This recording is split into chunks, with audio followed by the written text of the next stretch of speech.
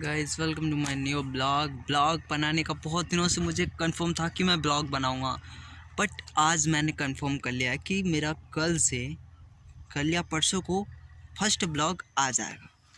आ नहीं जाएगा मतलब आएगा ही, पक्का बता रहा हूँ। नया ब्लॉग आएगा, उसके बाद मैं वीडियो शूट भी करूँगा। ठीक है, तो मेरी न्यू वीडियोस आप सभी को मिलती रहेंगी। और चैनल पे नए हो तो चैनल सब्सक्राइब करना। एक घंटा दिख रहा ना, तोड़ा लो। और भी ब्लॉग्स बनाऊंगा मैं, मतलब आज से स्टार्ट कर रहा हूँ blogs. So naturally I have to go to home and I write to script and video editing.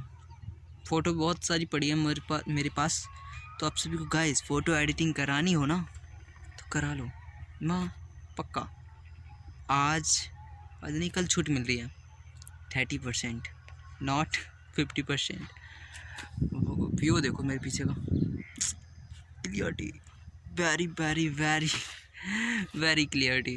तो आई होप्स वीडियो पसंद आए तो like comment share subscribe channel किए बिना मत जाना प्लीज़, धन्यवाद। सो हम प्रस्थान करते हैं घर की तरफ।